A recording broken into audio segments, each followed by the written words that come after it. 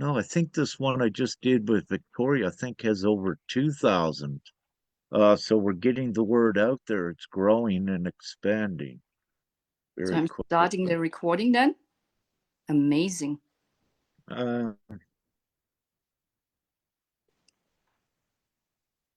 yeah, let's try it. Yeah, it's working here on Facebook. We'll go on there and getting back here. Meeting is being recorded. Hi everyone. We're back again. And tonight Nikki is sharing her story with Child's Services and of course the illegal abduction of children in this theme by the Child Services. And we had one earlier today with Sister Victoria, which is a huge group joining forces with us. And so we are bringing everyone together as a huge, powerful voice worldwide to return all of the children. We say immediately. And so this is imminent, what is occurring. It's just how long this process takes to get everyone united and to put the actual laws against the corrupt, illegal system. So we no longer call it a legal system because it's not, it's unlawful. And it's being exposed right now to the point that it cannot conceal itself any longer, and that many great souls worldwide are taking it upon themselves to speak publicly and expose this corrupt system, but not only the corrupt system, to shed even more light on the intentional, sinister, and nefarious actions involved in taking the children on all levels. Some children vanish.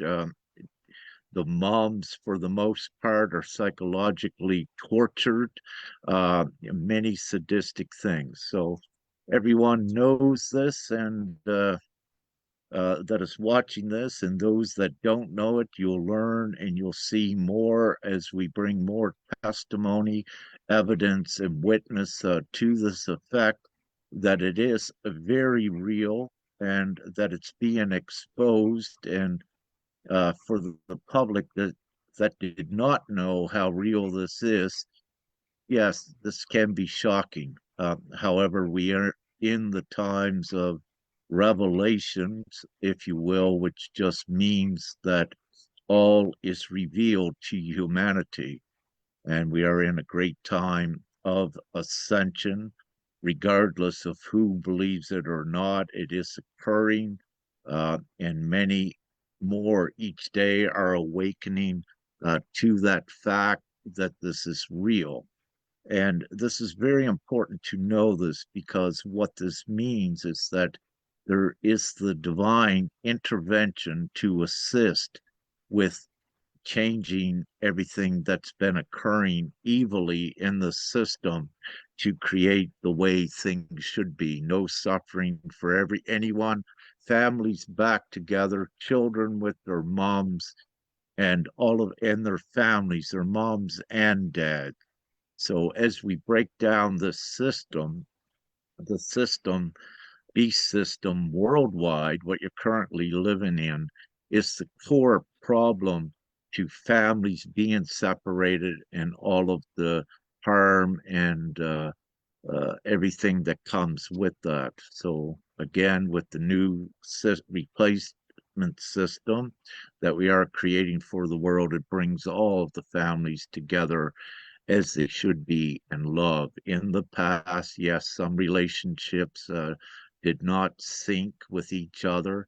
However, in this time, everyone will be into a unity and bring the families together that needs to come together. But it's apparent that some parents will not. But what we will do in the future is all of those in alignment with love and harmony will be together. And in this great time of separating the wheat from the chaff, if you will, the ones in their heart, the authentic divine souls, go forward, and the children as well into a joyous, happy world.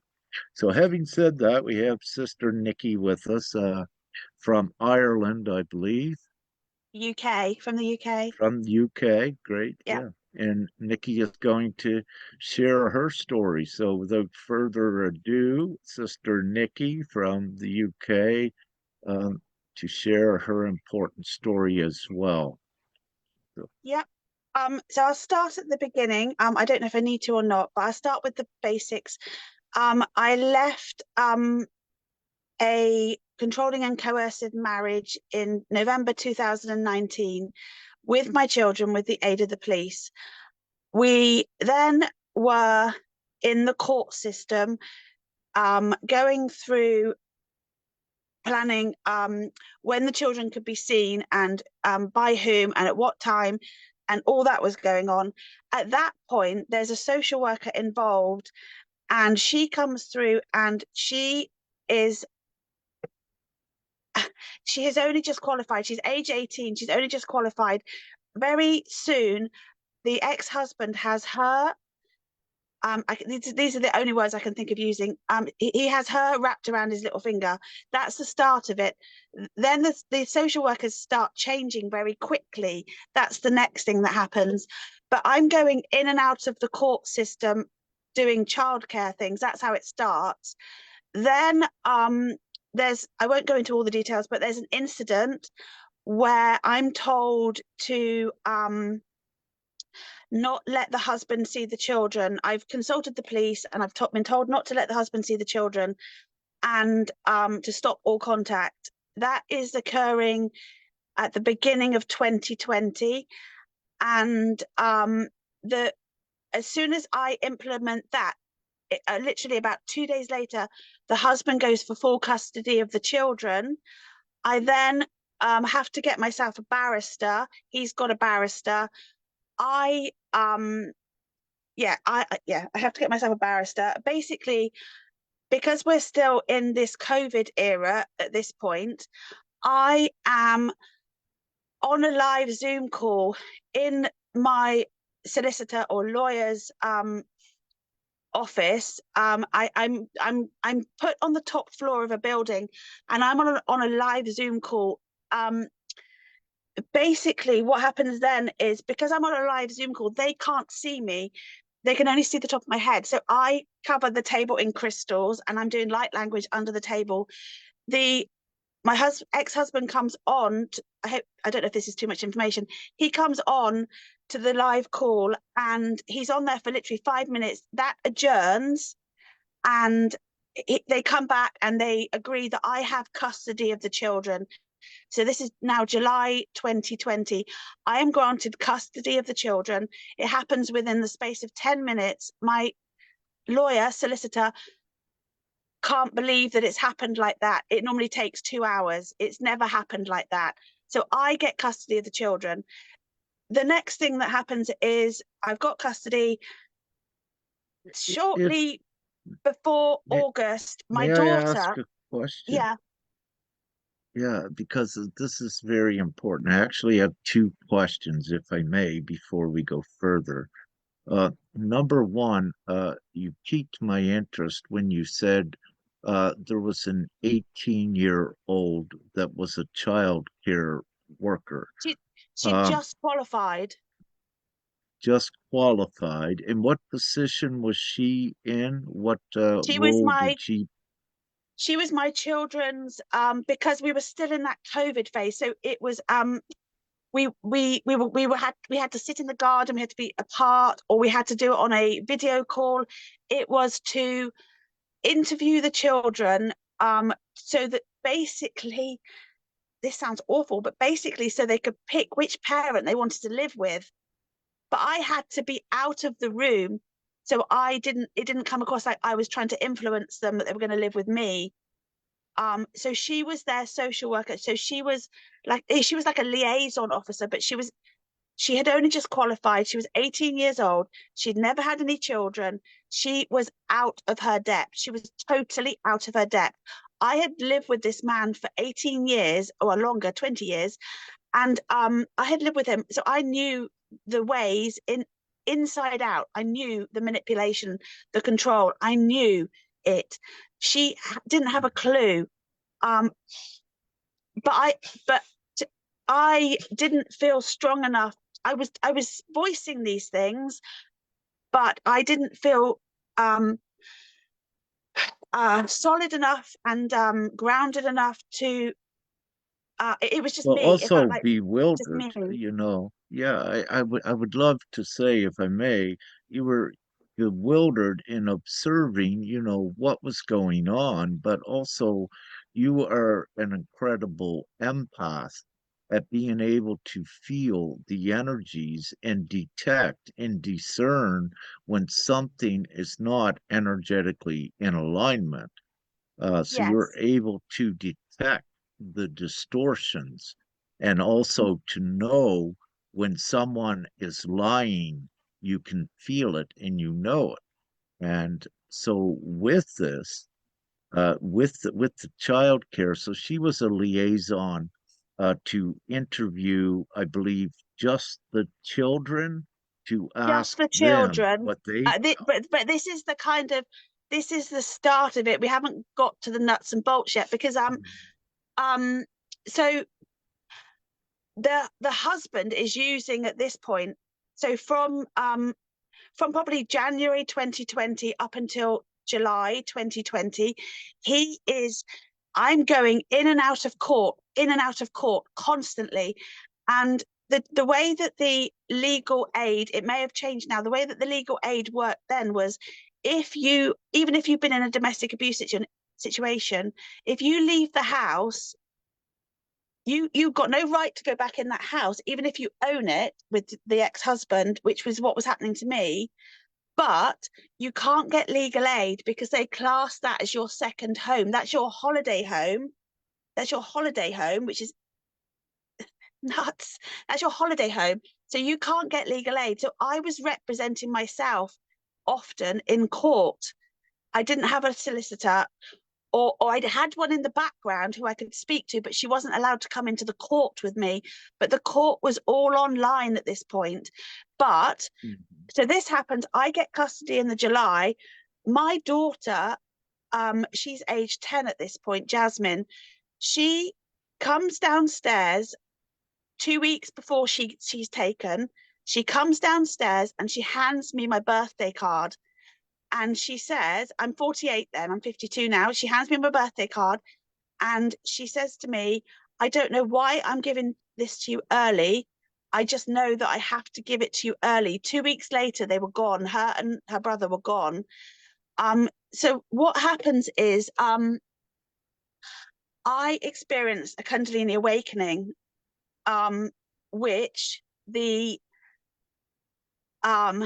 mental health team, the social service team, class as a psychotic episode.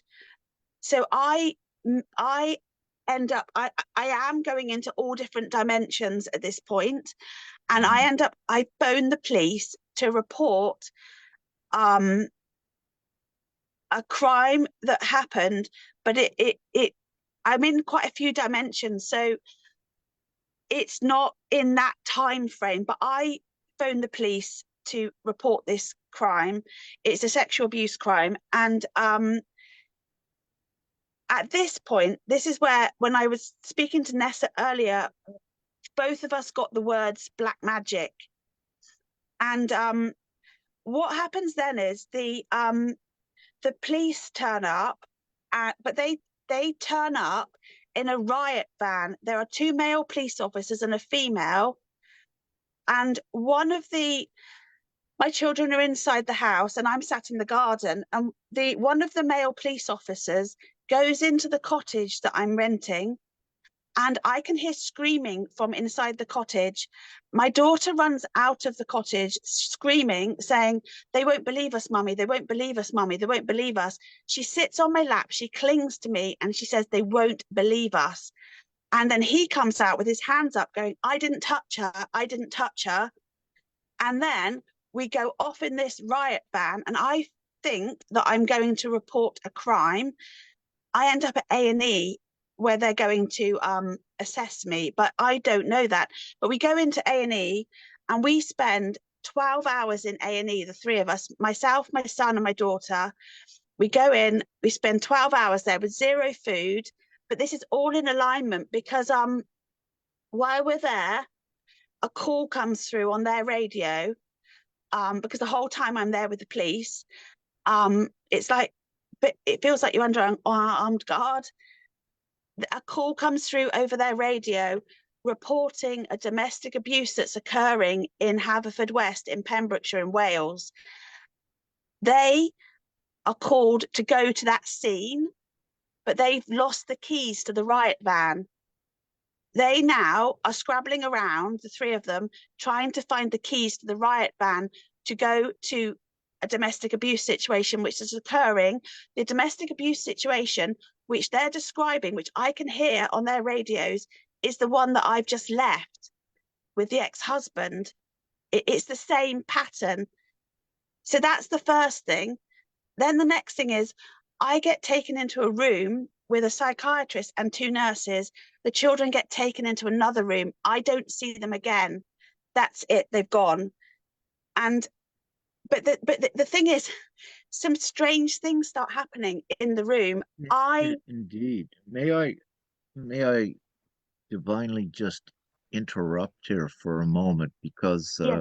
you're touching on a very important subject for all of our viewers that perhaps before we go forward, I'd like to give some more information on this and what you're touching on, uh, but just simply to what is the acronym AE? What does that mean?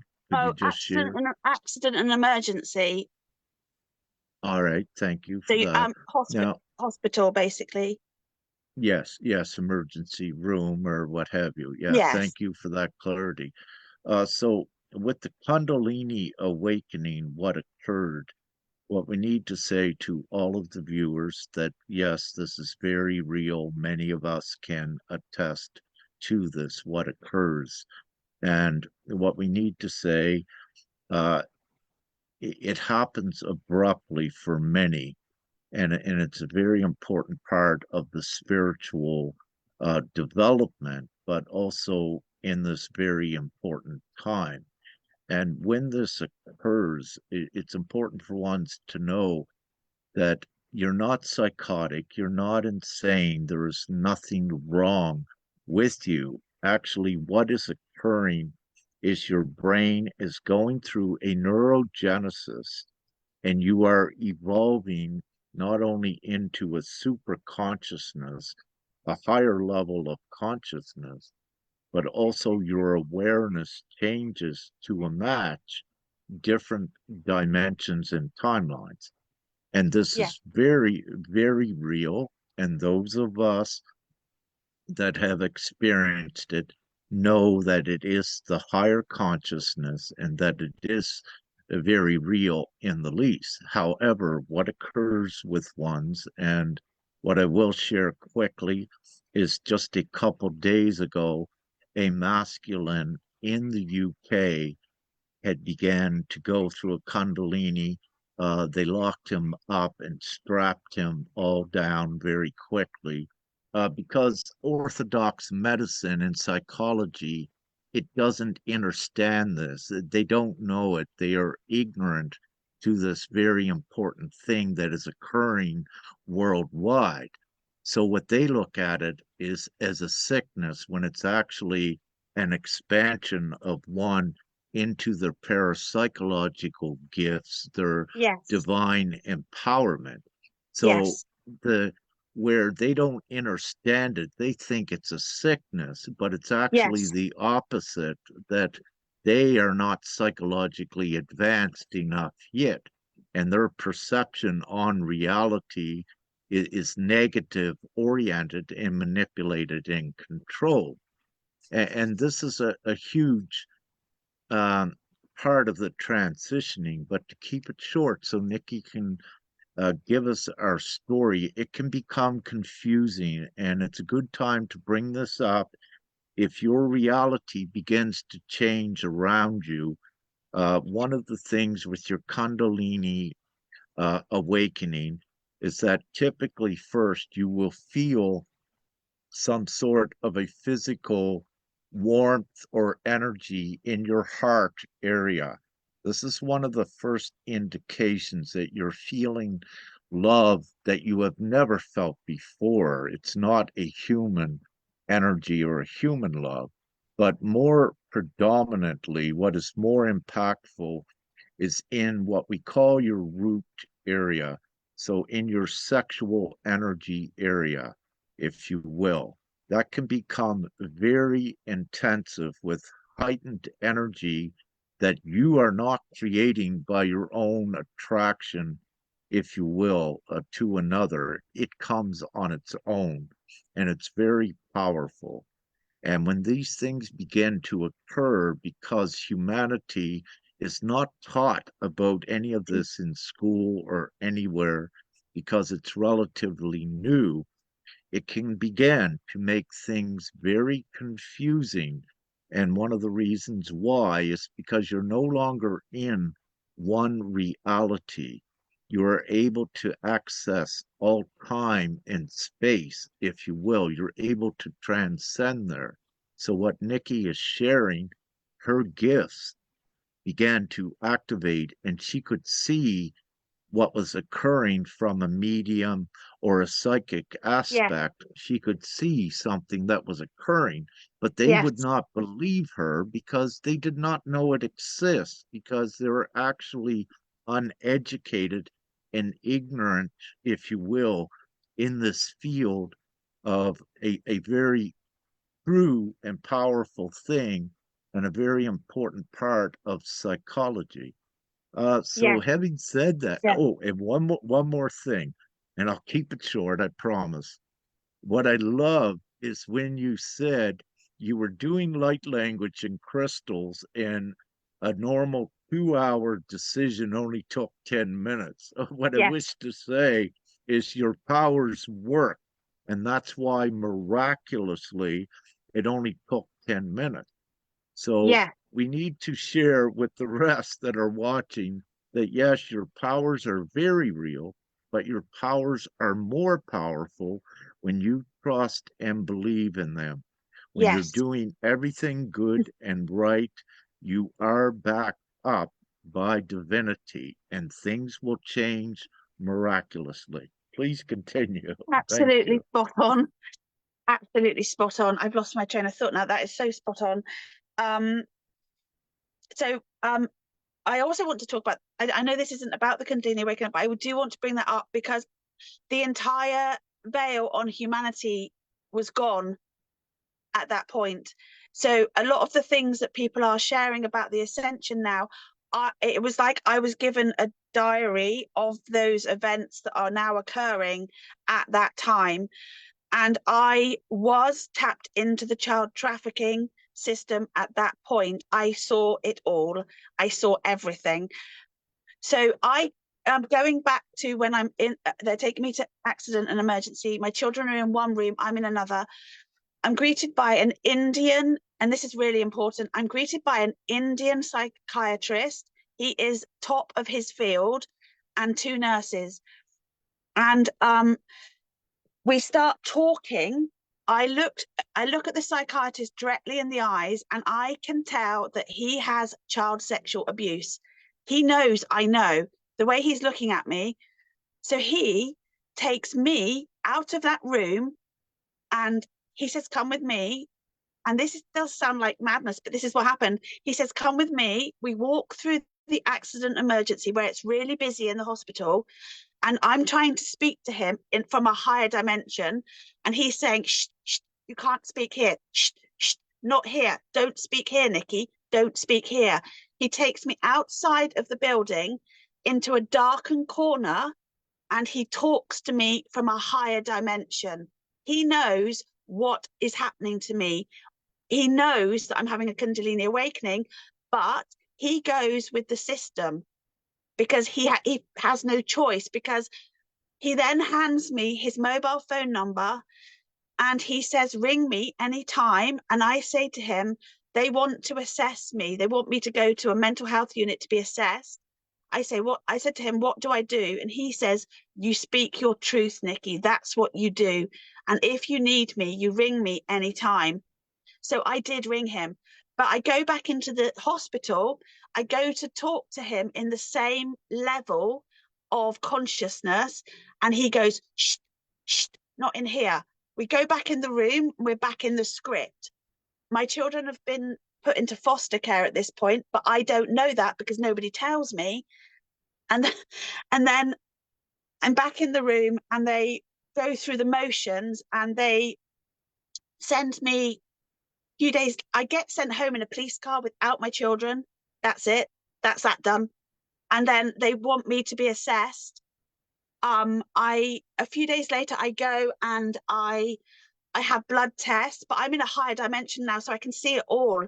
So I'm all I keep saying is I've had a Kundalini awakening. I've had a Kundalini awakening. You will not find anything in the blood test. They don't find anything.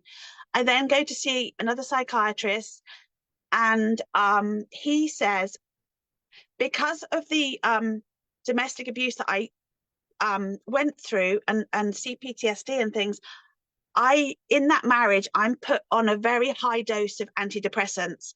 This psychiatrist says, you are having a psychotic break caused by your antidepressants, which he has prescribed to me. So he takes my antidepressants away. I'm on a high dose. He takes them away, hands me Valium and antipsychotics and another drug which is like Valium, but a higher dose. So I'm given those. Off I go. I refuse to take the antipsychotics. I don't take the Valium, but I'm now experiencing anxiety coming off the antidepressants. And so I take the other drug similar to Valium, but I'm so sensitive. I put it on my tongue and I've passed out on my sofa at home.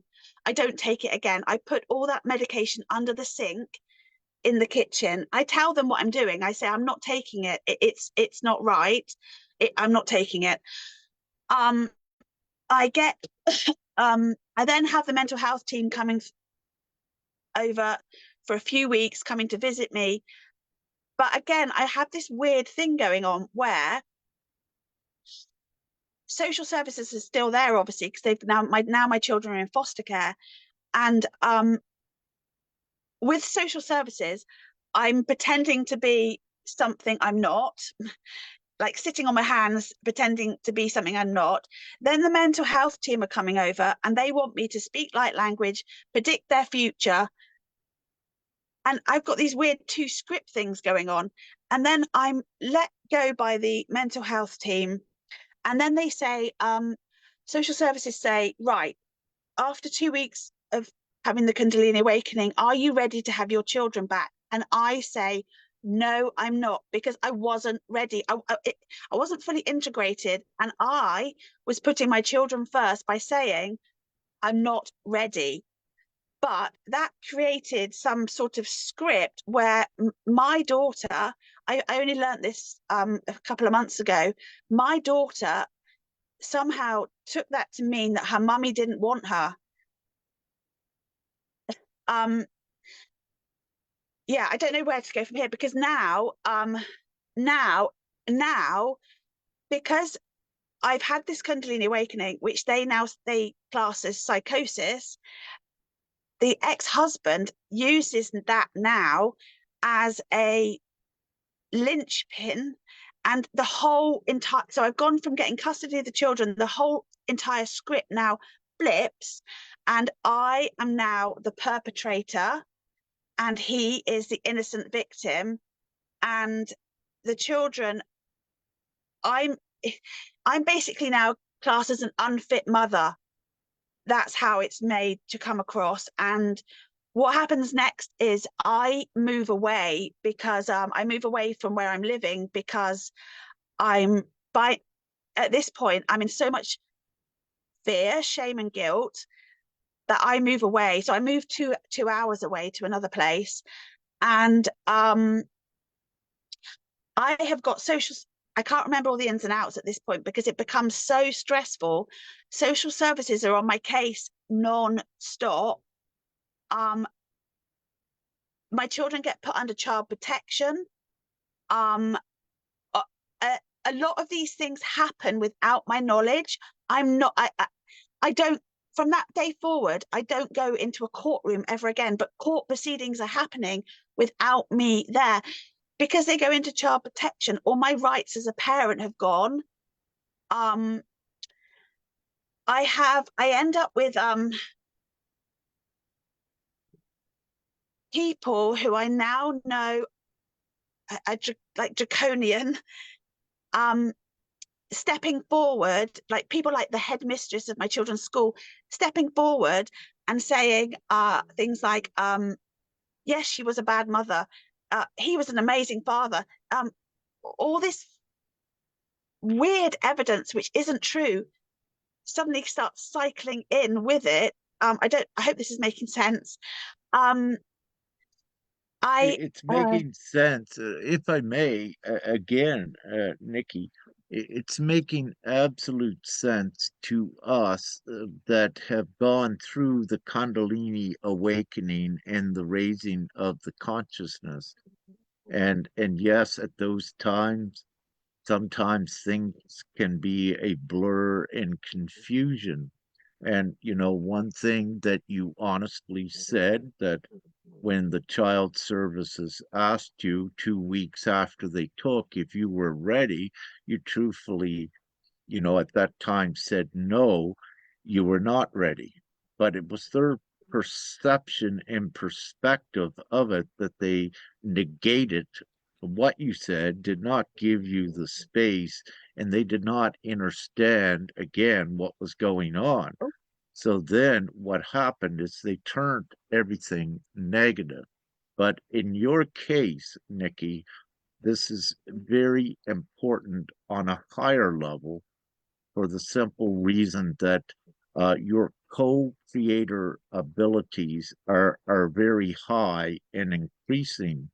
So when you say something like you're not ready, you could also create an adverse situation.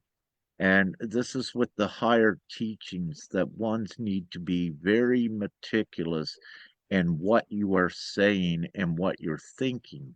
But this is part of, let's say, the higher teachings and guidance with your spiritual powers and your gifts. But just to marginally introduce this here, that Nikki is perfectly fine with this, and we know it. Uh, yeah, did you want to say something, Sister Nya? Or so at this time, with the past, also what I need to say, and thank you so much, Nikki. This interview is taking on something like a different proportion, but divinely it needs to because of your unique experience as well. Yeah, Um, there's other things that happen. There's things that do oh, correlate with other um other people's stories.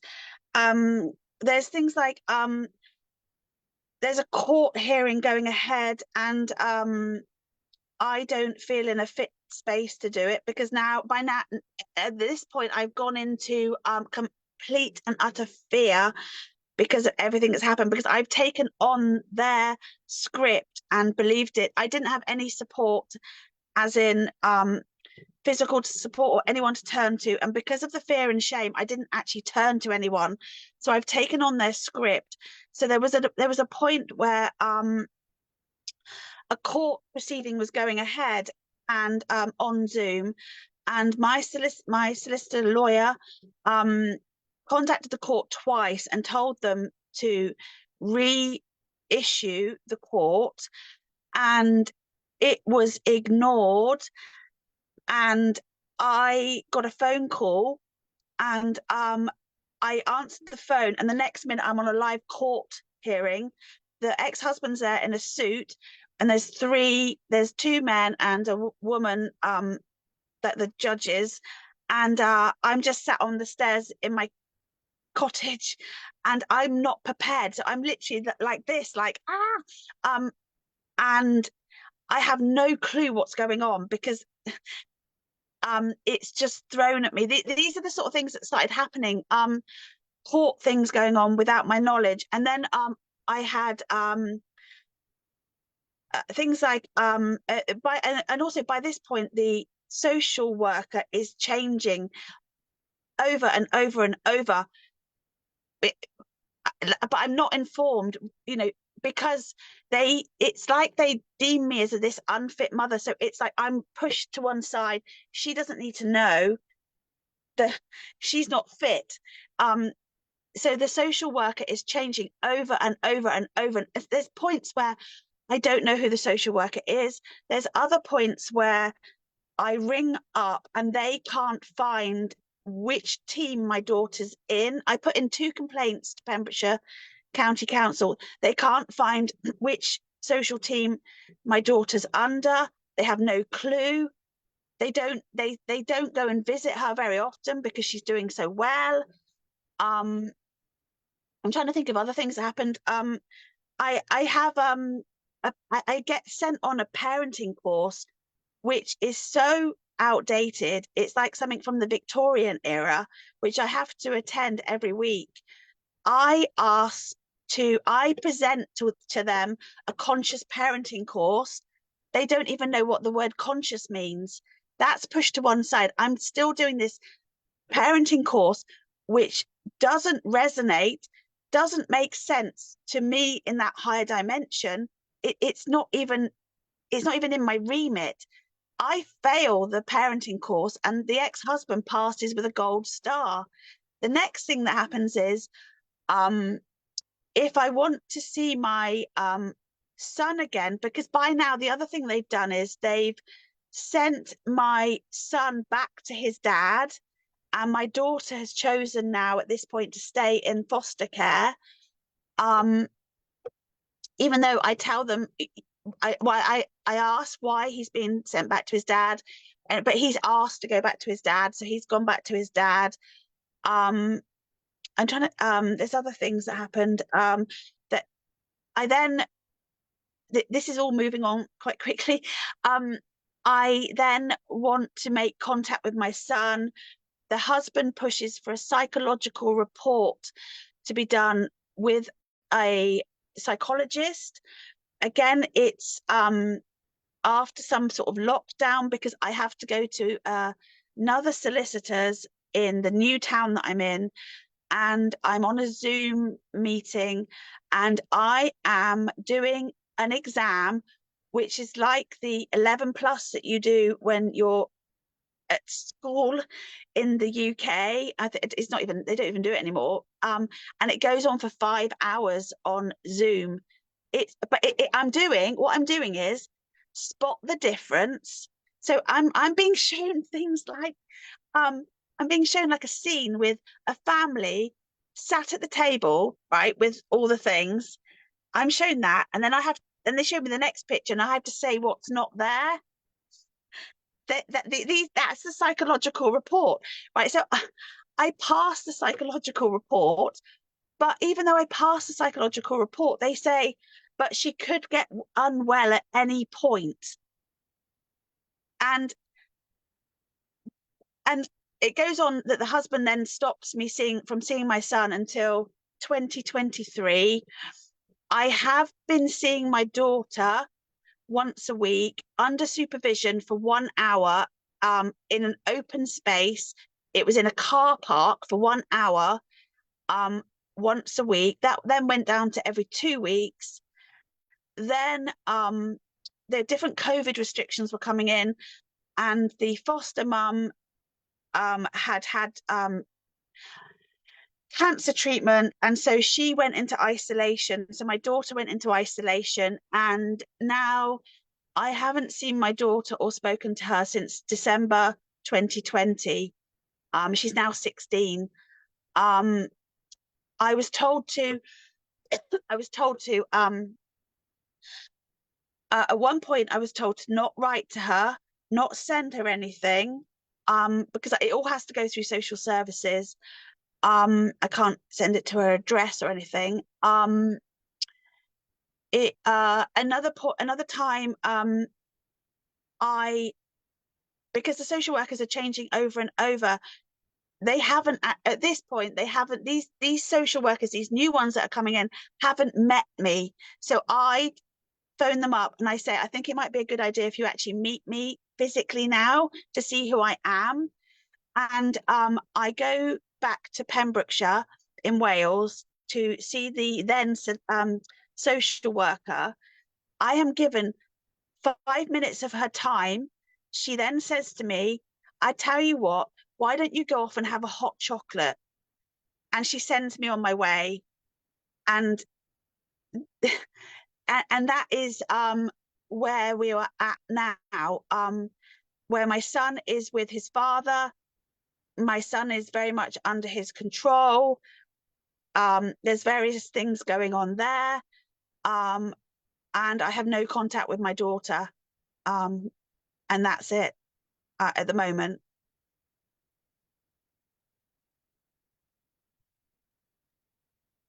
So at this point, Nikki, you had mentioned you didn't speak with your daughter for about 4 years in 2020 up until now, Yeah. and now she's 16, I believe.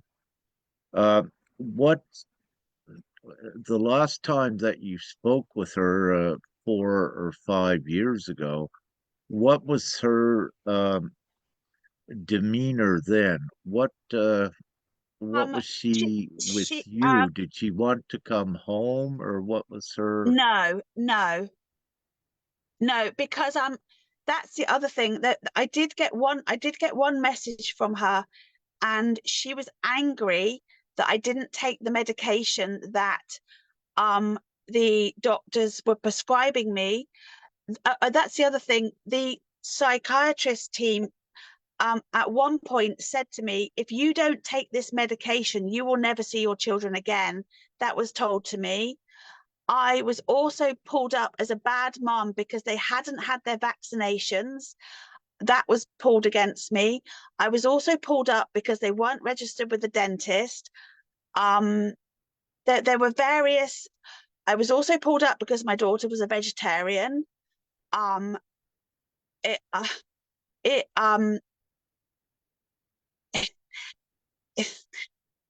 I was also pulled up that the police, when they went to my other cottage, basically said that it was an unfit place to live, and when it was absolutely beautiful. Um, Why was it unfit? Why? What did they because say? uh, it was very rustic. It was a very old cottage. It was full of antiques. It was beautiful. That's the thing. The mental health team went in and said, "Wow, what a stunning, beautiful house." The police went in and said, "Wow, what a shithole." But all this stuff was used against me. Um, it The other thing was, whilst when I had that Kundalini awakening, one of the police officers got freaked out because I kept closing my eyes. It, they were terrified of me. Um, All right, if I so is it correct then, because you're a vegetarian, that they began to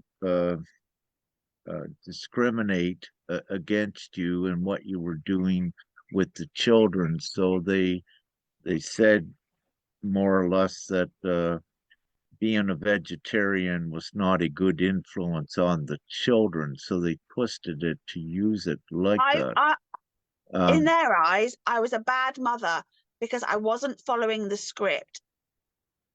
I was a bad mother. So what? Eventually, everything got turned the other way. So I go from getting custody, and then everything's turned the other way. And some of the things written about me, I was called a predator. I was told, well, not told. I was what was scripted was they used the name and they said that I was a woman who went out of her way to turn the children against their father, but it was the other way round. I didn't do that. That's what he did to them towards me. So it's like the whole thing inverted on itself. Mhm.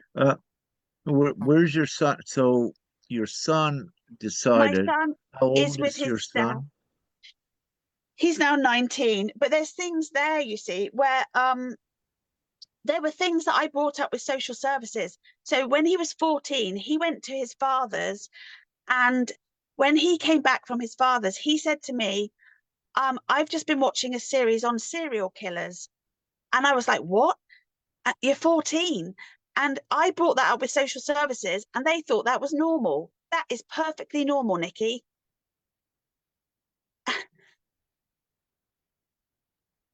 So if I can say something, the thing is, I'm observing a lot of cases. So what I can say, that's their pattern, meaning like, to try to put you back into the system the moment you start Yeah, to awake and go more into yeah, your power. yes, Everything that you're doing, you are a great mother, right? So, a mother just take care of the children, especially you with your empathic and telepathic abilities.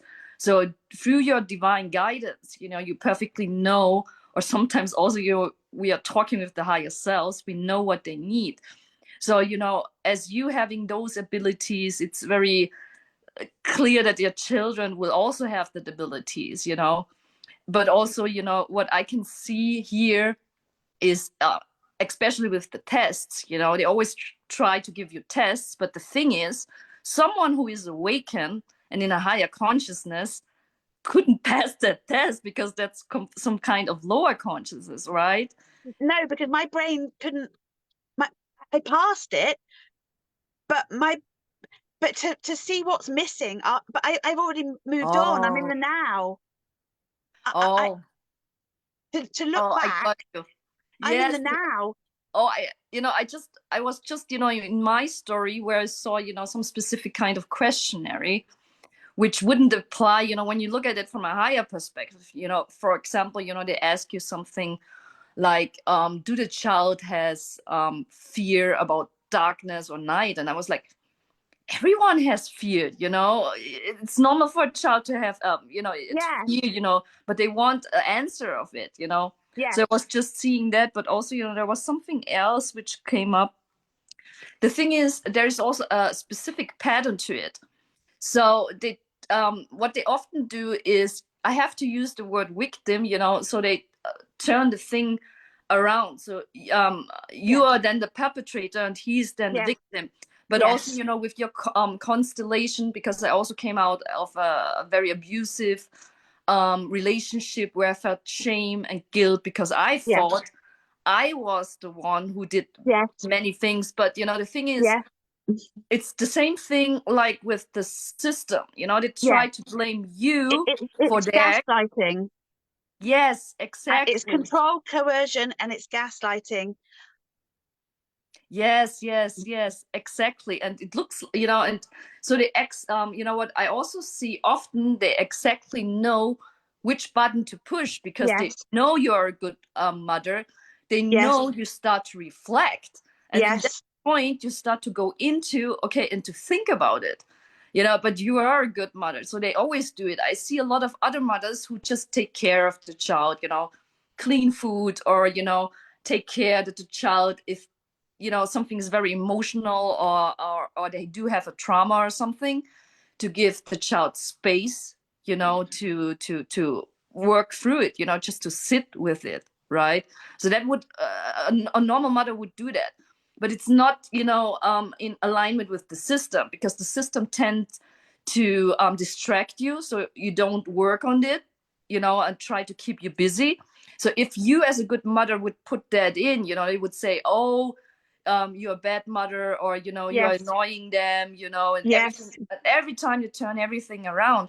But also, yes, what I observe, with your son, They also use often, in all the court system, they name it the parent alienation syndrome, meaning like Oh yeah.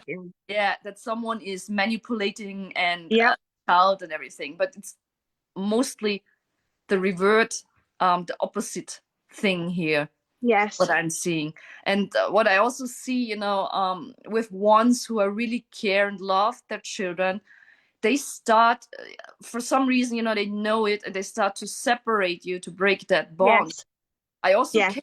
I talked with a woman, and she's also very powerful and very caring and has a big heart, and her son has those gifts and started to see visions, so that child was taken away. Or also, what I Yes. have to say is, I'm talking with a lot, and every one of them hides their ability. So I'm very, very grateful for your bravery, and that you are stepping up and openly share about your gifts. Well, I've lost everything now, so I've got nothing to lose, have I? My Yeah. daughter was awakening with me at the same time. And they I can't think of the words, but they said that it was me making her be like that. But that is on a higher level who she is, although she's shut down now. On a higher level, that's who she is. So I once I moved to the new place, moved away from where the Kundalini awakening had happened and things, I shut myself down completely. I stopped speaking light language. I didn't speak about my gifts. I literally went whoop and just like a robot, trying to function because I felt such, oh, I feel like I'm gonna cry now, but such shame, fear, and guilt. Yes, I totally got you. The thing is, the same is with my children. They're very awakened, very powerful. They have abilities. They are, able to see multidimensional, right? So they also said, yeah, it's my distorted reality that I indoctrinate them, but it's the reverse thing. They try to indoctrinate you back into the system because they know how powerful you are, right? Yeah. So the ex-husband would he would manipulate them by saying, this is when we were married, by saying, mummy's mad, mummy's insane, mummy's ill, mummy's this, mummy's woo-woo, mummy. That was already going on within the marriage. Yeah. Yes, but you are not. You're very powerful. No, I'm not. No, I'm not. And now, the reason I'm speaking up now is, well, because my guides have told me to. I'm very strictly told me to. Like the time is now. And I have lost everything. So there isn't anything else that can happen. Um, and also, I was told before I came on today that this is the reason I'm here. This conversation that we're having now is the pivotal point in my ascension, and the ascension, or one of the pivotal points. But it was always going to happen. This is what I came for. I knew that as I was going through the system. It's like you. It's like I went through the mental health system. I saw men doing light language in the waiting room while I was waiting to go and see the psychiatrist. But it wasn't. But they were there for their depot injection for bipolar or whatever. But that wasn't what they were presenting with. They were speaking light language. I had to go. I had to go through those systems to break the codes as I went, because that's my role, that's my job. I'm a light worker. That is what I'm doing. So I knew, I knew, I could see it. I could see that's why I was there. That's why I was sent in. Um, and I've come out the other side. But Very powerful. I but love your story.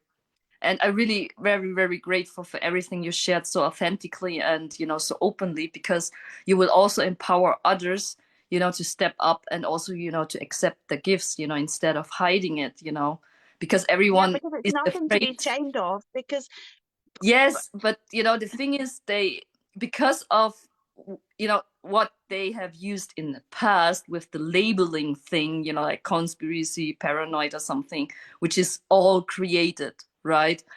But, you know, some of them still are, like you said, if someone would say you are crazy or something, you go into that thought system, right? But you are not. What I learned with Rick is mostly also very important for I, to step above it, to look at it, from a higher consciousness, to understand that they just don't understand that they are in a different consciousness, but also, for others, because to accept it, because every time when I'm talking with some, I'm just figuring out, they have very powerful starseed children. Some of them are gifted. Everyone is empathic.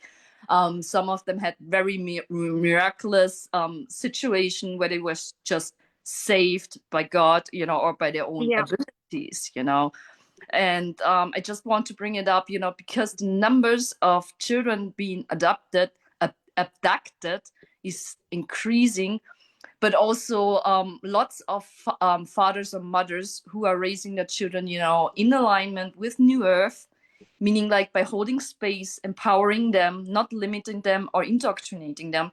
They were, they target them to take them away, the most powerful, who will change and break the system or create New Earth, Exactly.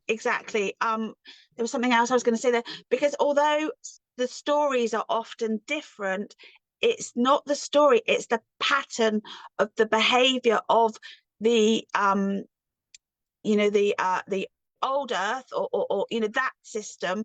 That is the same. It's like this stamping system, and it's the same pattern match, because they're following the same script. So like I'm seeing like tripwires. They do. It's nefarious energy. um, the whole thing's just set up to trip you up, so that you do go down into that lower consciousness again, and but then you become the victim. You're on that lower level, and unless you're aware. But I had, at that point, I'd gone into so much fear, that I was too scared to speak. But you did your best at the time. It's very intense. It's also for I. It took me very much. It's always hitting me. And it takes time to transmute it. But also, just as you said, there are also some kind of scripts as well. Connected with it. But even that's a plan. That constant hitting. Like, There was a period where I was all I did was I was in court. That's all part of the plan. It's like a chipping away. Because I met women. I met I met women on the way who it was mainly women that this had happened to. Their children had been taken away, and it was all the same script. And many of them aren't here now. They committed suicide. They're not here. It's very painful. It's just like, it's almost that, your child has died. It feels like that. Yeah. And Yeah. to hold on to it is the most. Yeah. It's very, very painful. But also, at the Yes. same time, because you are so empathic and telepathic, you can feel your child. So The also, other thing I feel to mention is, when you're going through this system, and you are not, you as the mother, I can only speak as the mother because it was always mothers that I would meet. You as the mother are given zero support. It's you against them. I know that you the higher consciousness now, but I wasn't at that time. So it was literally me and them, with zero help. I had to search out different things to try and get help. Like to find myself a lawyer, to go through trying to get legal aid, because yeah. Yes, it's also, what I experienced is, because I had to went through a lot of those things, and I just realized how uneducated, I was, because it's how the system works, to don't let how it works or what you can do, but also in the same time not assisting you. But when they take away your children, they got a lot of money for it. So why not giving it to ones who need it, or to improve the court system or what have you? But what I was also seeing is that some of the mothers, just shared with me some, you would say a crazy story, something very weird happened, and then the police came and take her away, and I was like, oh, because I'm watching that a long while, and I also watch my story, how they create things, just to take away your children. So it's quite interesting, to see all the patterns, connected with it, or the Rick also said it very perfectly. It's kind of torturing, but also, Yeah. every time when you go into the court, you can feel the intense energy and imprint of fear, authority, control, every time, at the beginning, every time when I went in, it just hit you, until you made it through, right? So as an empath, it's quite intense at the beginning. Yes. Yeah. Yeah. Yeah. I mean, for the social, I will bring it up again. For the social worker to say to me, just go off and have a hot chocolate, Nikki.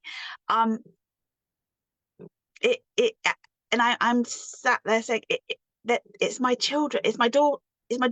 I can't just. Well, I'm hearing again nefarious energy. A system can't take your children and just expect you to But this is it to the not affect lack. you. Yeah, it's the lack of compassion and empathy that they do not have, and they are not what you would call empathic, compassionate parents themselves. If they are even parents, they do not understand the bond between a mother and a child, the authentic No, bond. And and it's because, yeah, and it's very contradictory that they call these places child care centers, because it's actually, the opposite. But Nikki, so what I wish to say here, with your son now, he is 19, so mhm. he is a soul of his own choice, if you will. But with your daughter, she is now 16, a young adult, perhaps you can say as well with that. So my question is, are you actually still in any battle, or where is your daughter I'm not in any currently? battle. My daughter has basically decided to stay with her foster mum. She doesn't want to see me. She doesn't want to speak to me. She thinks that I'm insane. Um, she thinks that I have mental health problems. She thinks that I need medication. Um, she, it's like she's forgotten who I am. Um, Again, I'm hearing the word nefarious energy. Um, she is very much not monitored because she's with her foster family, her foster mum, and because they say she's doing so well, which she will do because she's that gracious, caring, loving, beautiful young lady, and she will, because she's not meant to be in the system. So she will be, she'll be just beautiful like she is. So that I think they only go and see her every 3 months. So um, I don't know a great deal of what's going on. As in what she's doing.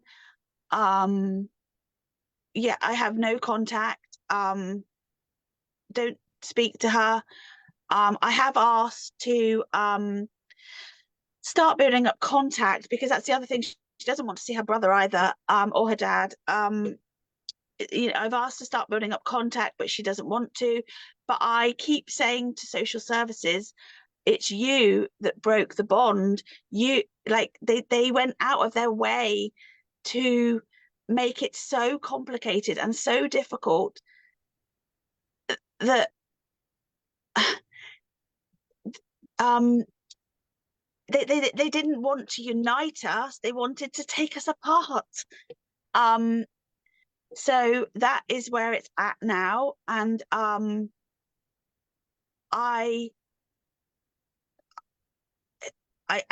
I don't know how to go forward from that because my daughter's adamant she doesn't want to see me.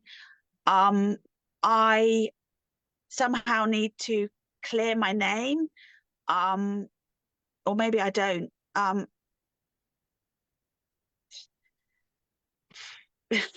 I mean, Yeah, what I want to add is, you know, from my observation and with the chats with other moms, that it often happens that they choose specific foster care families, and that they are also somehow indoctrinate and you know, manipulate the child to a specific extent, you know, because every time when they does, you know, it also creates a pain inside you as well, you know.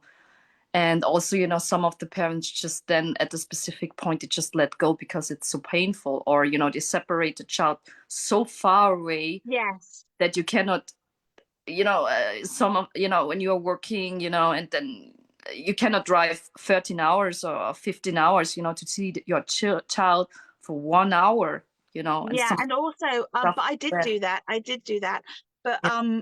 I did go. You know, I used to go and see her. But oh, what was I going to say?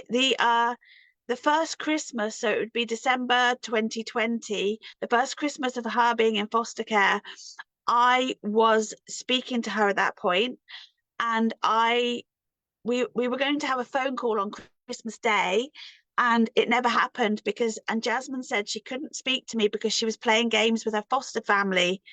And I feel that as her mother, that I don't mean this in an egoic way at all. I feel that this is where social services should step in. They should be encouraging the child to see, not stopping it. It just everything kind of went under the radar. Like I do know that Jasmine had her phone taken away, so she couldn't message me by the foster mom. Um, but it again, it's all fear based. It. I want to say it's innocent, but it's all fear based. Well, I'm hearing nefarious energy, but it's all fear based because they're on a lower timeline and they don't understand um somebody who's multidimensional, somebody who's awakened. They don't understand it, so to them, um it's a scary thing. It's um you know, it's not acceptable. It's not the normal for them. Um, so they may see it as them protecting her, but there's nothing to protect her from.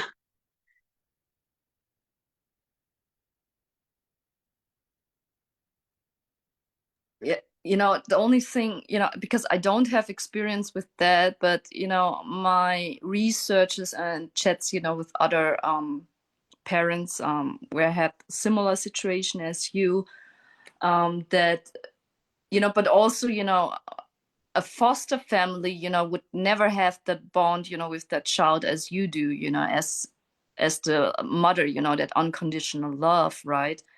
But I also often hear, you know, that how to say, you know, they would rather choose, you know, someone who is perfectly matching into the system, because I feel like, you know, they do know that your child is also awakened, you know. So by her you know, because I'm observing this since years, and I see a lot of children are taken away from their divine mothers, right? The best, you know, the best environment for a awakened child, you know, to grow up, you know, in unconditional love. So that's what I also observing, because they fear you, you know, they fear the bond and the love between you and your child, I would say. You know, it's the Yeah, same. I just, yeah, sorry. no, I'm just saying it because I'm just observing it, you know, with me and my children, because they do know how strong our bond is, and how much we love each other. So they do everything, you know, just to separate us, you know, or to put in things, you know, to make me look bad or something like that, you know. So because they know it's the best, you know, for them to stay, you know, with me, it's the same, you know, you feel for your daughter as well. Yeah, see, I also had I feel that I had the COVID thing that was used as a manipulation tool as well. Like not being able to see her. And there was one time when a lady turned, because Jasmine would come with a chaperone, and this lady came and she was all in a plastic visor thing. Jasmine was wearing a plastic visor, and I was instructed to wear a plastic visor, and I refused to wear it. And she said, well, we're not seeing you then, we're taking your daughter back. So I ended up putting on the plastic visor, and I saw her for, that was an hour, walking around with the plastic visor on. Um, it was it just just the whole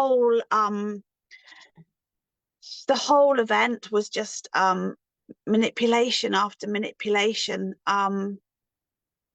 Yeah. Yeah, I don't think I have anything more to say. It is of the it is the template used is the same over and over. The scare tactics, the manipulation, the gaslighting within the system. Yes, what I also see is, you know, they try to suppress you and blackmail you with your child, you know, so that you obey or do whatever they want you to do. But you end up, you know, but most of the parents, you know, just end up being very, I don't know the English word, but you know, exhausted and depressed, you know, and no, don't have any energy more to fight or motivated, because whatever they are doing, you know, it would be never be okay, right? And I mean, at the beginning, you know, at my process, you know, I also have sometimes, you know, the thought, oh, I should obey or something, you know, you know, with the children, but what have you. But the truth is, they always was focusing on the children, and I didn't know that they don't give it back. And I know how, you know, the tactics are, you know, and what they are trying to do. So I was very grateful, you know, to have my soul tribe around, and also Rick, you know, to empower I, you know, to stay in my Yeah. power. See, Because I didn't have that, and I didn't have the confidence. I like I said, I just shut myself down, and also going from that higher dimension and then shutting myself down, I did end up becoming very unwell, as in depression and anxiety, and I did try to commit suicide a few times, just because of everything that went on. And that's where I started to meet people, or hear of people, mainly women again, who had committed suicide. So, if I may, Nikki, uh, so at this time, your son, 19, he is his own soul now and has begun, if you will, his own life. And again, your child or your daughter is 16. But again, my question is, um, at this time, is there any ongoing um, battle or anything between you and child services? Is there anything ongoing Only with the any legal proceedings No, or? there no All legal right. proceedings. Only well, when I said there are no legal proceedings, because my parental rights were taken away, so I'm not classed as her mother. Um, so no What is legal the proceedings. mhm. What is the age that a child's consent is that they have their own consent? For example, in Austria, it's 14. So you're in the UK. At what age does I don't know the age. I know that 18 she can leave the foster family, but I do know that they say, well, all the way through actually, they've said that Jasmine is if what Jasmine says goes, whatever. what If she Jasmine says she does, decides? if Jasmine doesn't want to see me, it, that's it what all the way through they put the child first. So if Jasmine says at age 10 she doesn't want to see me, Jasmine doesn't see me. If Jasmine won't speak, Jasmine won't speak. um but I feel, not that I want them to control it at all, but I feel that early on that something should have been put in place to bring the family unit back together. I feel the whole thing was just a shattering process. And I brought this up over and over and over. I kept saying over and over and over, social services, you are pushing us apart, not bringing us together. You have done this. You have broken the family unit. It was like that was their role. It was like that I can't think of the There word. is It's the like underlying agenda. Yes, that was prevalent with us as well, and very notorious in the past. And I'm saying in the past because we are now at a breakthrough point that no longer will these things occur. So most of it has already elapsed and occurred with you. You have gone through the whole experience, and your son now is his um, own adult, his own consent, but also your daughter with what she chooses now. So you went all through that, but you are uh, not the end defects, but what we're seeing with you is how it completely separated the entire family.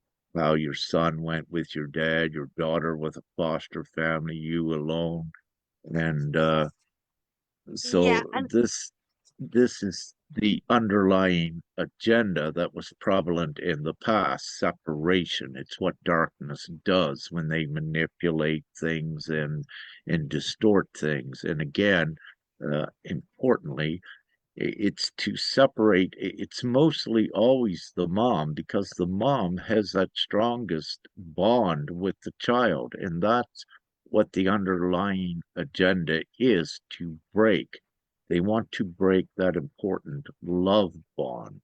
It is the reality in the past. But I need to say this in the past because we're breaking now, breaking through that, giving the truth, and also, they have become so desperate at attempting to break this love bond that it becomes so obvious now to so many, meaning you don't even need to be awake. You don't need to be higher consciousness to see how obvious it is. The psychological torture involved on the parents, the conformity, the attempted conformity and psychological conditioning of the children, which is violating not only the children's rights, the parents' rights. Uh, so without, reiterating and going over all of that, um, and again, another thing I just wrote down that popped out is they discriminate and they use such things as accusing you of being a vegetarian, accusing you of not vaccinating the children. However, in 1895, I believe, or 96, in the UK, with the first vaccines, there was the vegetarians back then that opposed it and did not want it. And, that has been a history that has gone through. But what it is, it takes away the rights of what ones had wanted in their bodies and what they allow in there and what they don't. And so it in the it's very past, much like I want to say it's very much like Hitler's elite race is it's like they have this pattern of this is how people should be, children, adults, mother, this is how they should be. And if that's the they conformity, what we speak of. That is conformity to their beast society at accepting and allowing everything that it does. It creates poverty. The system itself, this beast system, is the root cause of all problems. It causes poverty because of its capitalistic structure in different classes. Then it'll use that against a mom or parents saying they have no money. But it's Yes. not the Yes. moms, it's not the parents' fault. It is the actual system itself that does this. So, what I say, don't anyone allow any care work children care workers saying that you are in poverty, because it's not your fault. It is actually the system's fault, and it's actually the child care services fault for even trying to use that. So the child care services is actually acting unlawfully, and they are an accomplice of the huge crime by trying to use a mom being unfit because she doesn't have any money. It's absolutely absurd. It's incompetent. It's preposterous. And with what we were just speaking about a bit earlier today, it's that ridiculous in Austria. And I love Sister Nya to come in here in a moment, that for her young son, Akua, she gets 267 euro, a month, which is probably about whatever the conversion is, close in pounds, but pounds is a little bit more. But 267 euros she gets a month. But when the government that has taken her child, they give per month to the institution $6,000. The point of this is being why they cannot substantiate in Austria if they take a child because of poverty reasons. For the simple reason, if they're only giving the mom 267, why can they give an institution 6,000 for that same child? It's nonsensical. There is no justification of that. However, what I also need to say, and this is where I want Sister Nya to come in, what I need to say is that I think, because some of the statistics we were looking at, that some children, when they're taken, that the child services gets perhaps up to 600 a day for them.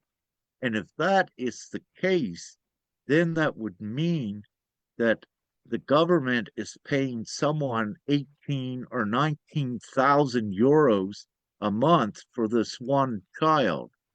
So what would you have to add onto that, Sister Nya? Do we go with 6,000, or do we go with it's as high as 18,000 or 19,000 a month? The thing is, the only amount what I can confirm right now, because they are hiding, the facts and the datas, is because back then, years ago, a lawyer brought it up and he helped a lot of people back then.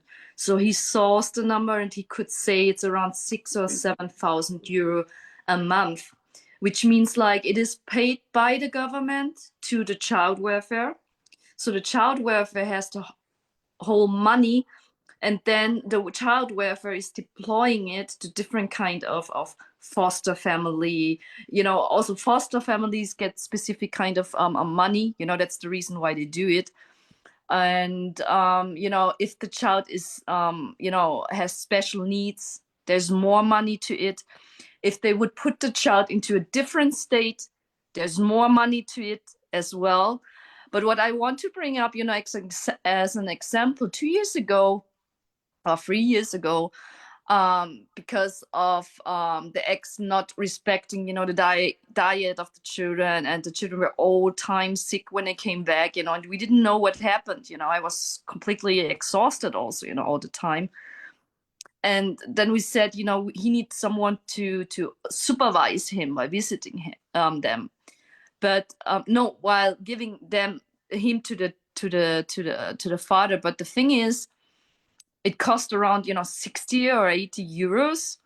And I didn't have money, and I didn't also wanted to pay it because it was not my fault, right?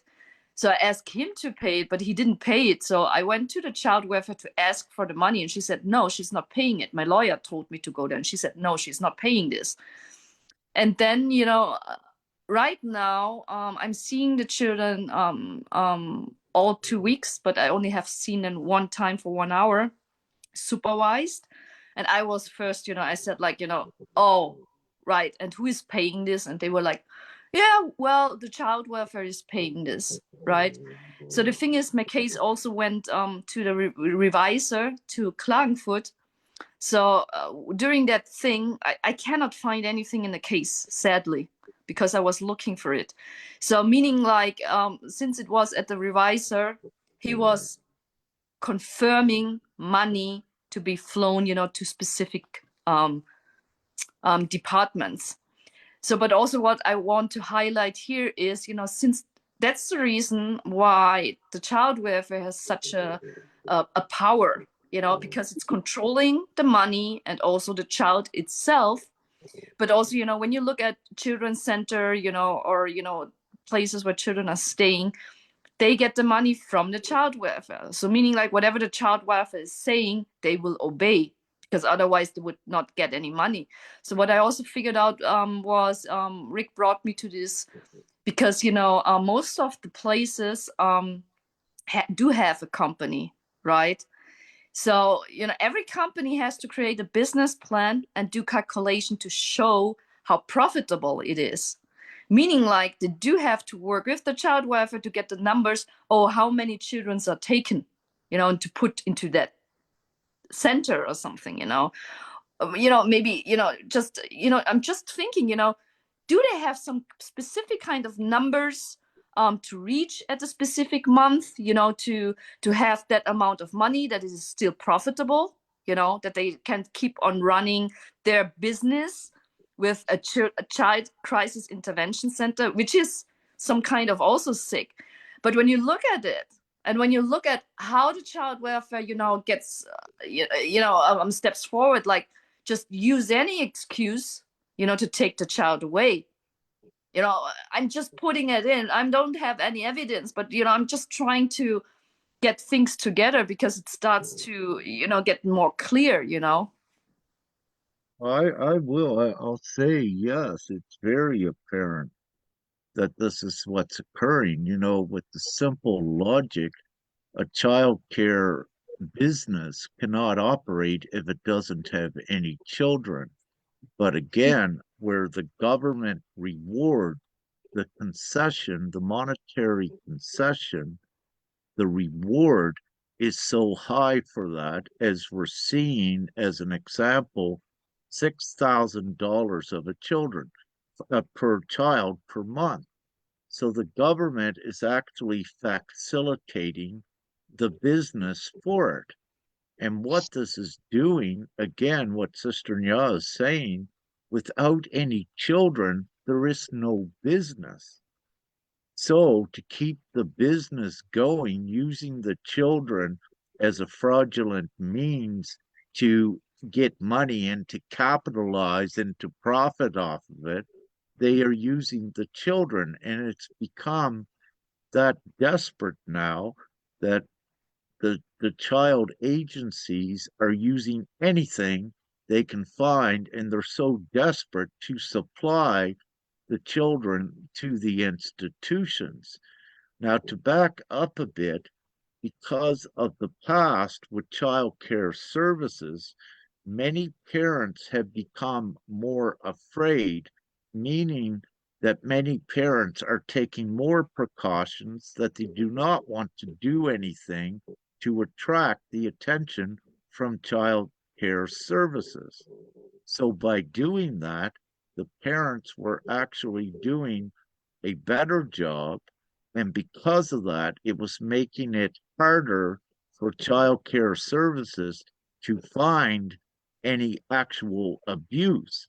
So then what occurred, child care services, in collusion with the governments, began to manipulate and fabricate stories so that they could in some way justify them taking the children, because there was no truthful and honest way of taking the children. So they fabricate and they conspire to manipulate and make stories so they can get the children, because it's about the children, but it's about the lucrative business that they have created and all of the people that they employ, which are actually all accomplices of a very sick fraud and a huge crime. So it is done to this extent. So this is why it's become more blatant now with the child care services, because of the desperation to keep the money business going. They are so desperate that they got to create manipulations, they got to lie, they got to fabricate stories so that they get this supply of children for their business, because if there is no children, there is no business as well. But there's also the spin-offs that comes with this, because child trafficking, organ harvesting, many of these other things occurred, and governments herself has been incriminated at different levels of their involvement in this. So what occurs is you have many spin-off businesses as well, which becomes lucrative and very profitable, to the degree that also it creates a trafficking to bring children in as well. So you have a huge exploitation ring that is created, but every time, if you look at the cause of it, it is the beast system. It is the capitalistic system of monetary policy that they have, and it's the artificial laws that denies the human rights. And when it denies the human rights, it denies the principles of the rule of law, and it actually makes all of their legal system unlawful.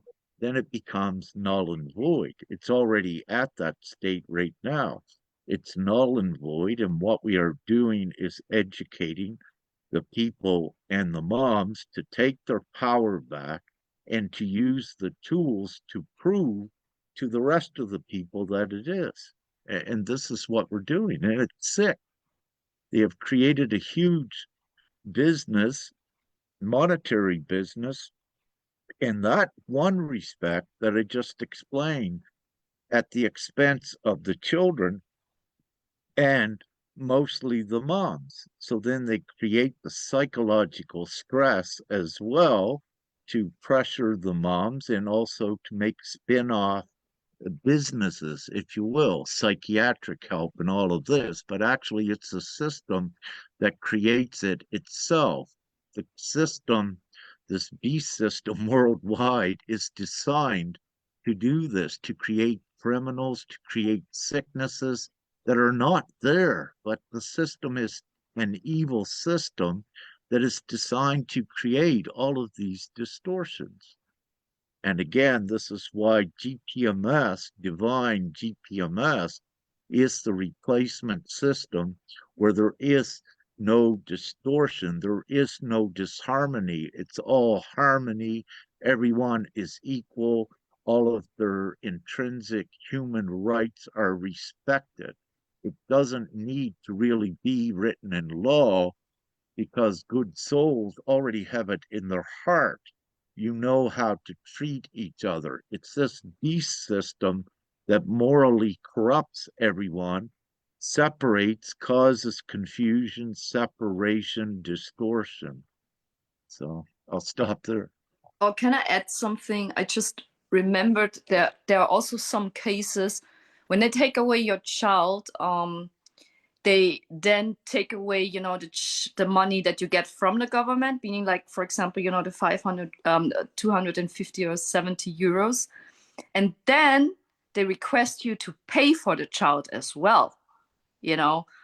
So that is also sometimes happening. I don't have cases, but I do know it, you know, when you when you, but also, you know, when you then go to court, or, you know, you have to do psychological tests to prove yourself, or, you know, to do anything, some kind of therapy they tell you to do, which generates more money, which kept you again, you know, in that low frequency and suffering and everything. So you can never come out to be, you know, to get your child back. But also, you know, because of this, you're going more into poverty. You cannot prepare your house, or, you know, you cannot prepare any room for your child, and then they say, oh, you are too poor, you don't have any great place, you have this and this and this not, you know, so you don't get your child back. So it's just an endless thing, you Yeah. keep you there. That happened to me. That I had just left the family home with nothing, and then we were setting up the home. So they come and inspect. So for me, they did it on a video call, and I had to take the phone around to show them the different rooms. Um, yeah, they did that, and there was something else you said there that reminded me. Just the poverty trap. Because at that point for me, then I was unable to work. And it's that you're just going lower and lower. For me anyway, I was just going lower and lower and lower. And you know, they use that against you. Um, But in this yeah, because great time, if I may, Nikki, see, this is where accountability comes in. For any system to be lawful and to be in justice, it has to have accountability. So, what I am looking at, what we are doing now, is that there is such thing as liability, which means that if the system continues to financially burden with all of these things and put you in more of an impoverished state, actually the liability and the accountability is with the system, that it has to remedy that. It has to compensate for what it has done to the individual. So with this is where liability comes in, and also the insurances, because a child care services or a government cannot act without an insurance. So when this is very important, and we're not going to go right deep into it, but someone has to be responsible for what they did. So their actions caused these poverty, impoverished, hello, little one, these impoverished situations. So then they must pay for it, they must compensate for it. But within their legal system, if they do not have a route of compensation and provisioning set up, then it also means their system is not capable, it's not accountable, it's not lawful, then it becomes liable for paying for everything, if you will. Now, I know what I said may not register fully yet, but as we go forward, all of you involved in this will see that this is another level of your empowerment at looking at the indemnity. And this is so important with insurance because the insurance insures them. So if they cause harm to you, it's their insurance responsibility to make redemption for that and to reimburse and to compensate. And really, the insurance has to restore the financial status of the individual to where it was at before the child care centers and the government began to take all of this money and put this financial burden on them. So they have to give and provide 100% remedy plus damages as well, because not only do they need to restore your full financial stability, they need to pay you for all of your time that they had put you in distress and kept you preoccupied because it altered your life from doing and having a joyous life. So for your time is valuable. Everyone's time is valuable. And I'm in the process of writing this up to share with everyone as well how you claim for your time. There are some insurance agencies worldwide, it depends on what type of insurance that you have, but they recognize your time, meaning that, let's say, if the shingles blew off of your roof and you have to spend a day just making sure that you get a construction worker in, you get a to get it repaired. Your time is worth money, and insurance companies, once you check your insurance details, some of them will pay you for your time.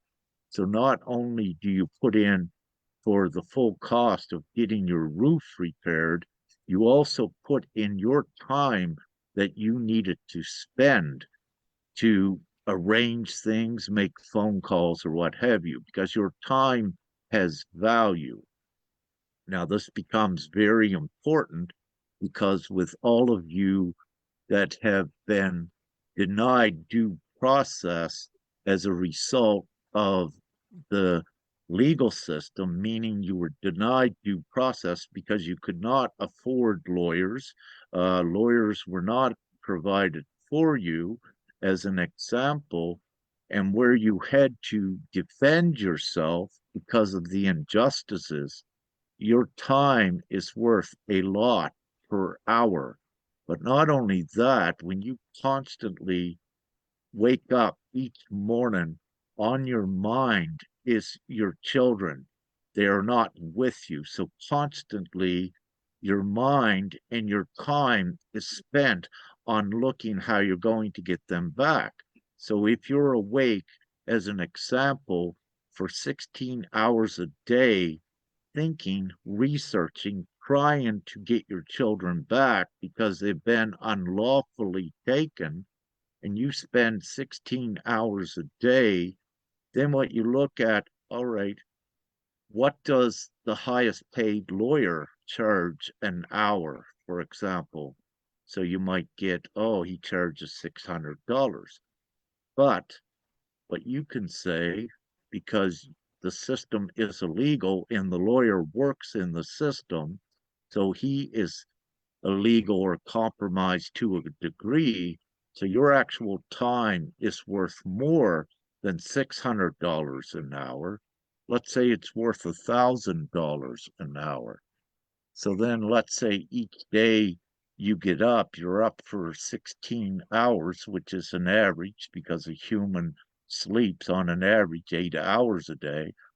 So then 16 hours a day at $1,000 an hour is $16,000 for that one day that someone should owe you. But then it's not only your time. How do you measure the harm that psychological stress has caused on your future? And that is an immeasurable amount. So when you look at uh, the world already values people as high as $433 billion. We use Musk for an example. He is a human being. He's worth that. So, what is to say that any one of you that have been targeted might have come up if you were not occupied with looking and trying to get your children back? You might have come up with a great idea that you could be right today worth 500 billion. So you need to look at the extents of this. So when you look at an insurance company, what are the actual damages? What can they be? And this is why I said in our meeting, I think earlier today or last night, for any law firms working on a contingency basis, what I am saying here and what we are looking at is in the quadrillions of dollars. The more moms that join this, the bigger it gets as a multinational class action against internally the system, but also coming from outside of the system. So what this actually also means is that any law firm working on a contingency basis to take these incontestable facts, meaning they don't need to be in a trial, it is the sentencing, but in this case, the indemnification, the paying of the damages caused. This can result in a law firm with this one case, if you will, retiring forever. Because typically in a contingency, a law firm acting on a contingency basis, normally it's around 33% that they take of the overall award. And if you have the overall award from a multinational class action lawsuit being in the quadrillion of dollars, let's say $1 quadrillion, then what you are looking at, they get 33%, which is $330 trillion. So you can see how very quickly we could turn this into a very lucrative, quick business and movement for any law firm that's willing to take this incontestable evidence and just directly apply it to the insurance companies and the corporations worldwide. Yeah, can I just say something? There's something else, and this isn't about the child system though, but it's all very much related. It's the same system. Alongside me going into court and things with the children, I was also in the court going through a 5-year divorce, which was manipulated as well, and that only finished. So I filed for divorce in November 2019. The divorce was finalized last June in 2024, but that was all done in a manipulative way again, and gaslighting way. And I seem to have no rights as a woman to it just the ex-husband just seemed to be allowed to do as he pleased, even to the point of when I went to went to court for the final hearing last June. The barrister, my barrister, stood up and said, hang on a minute, Nicola has been waiting 4 years for a settlement. And the barrister, the judge in charge, said she can wait a bit longer. And I went to stand up to say something against what he had just said to me. And my barrister told me to sit down. And what I was experiencing was a good outcome. I just wanted to bring forward that he said she can wait a bit longer. It's all part of the same system, that underhand operation.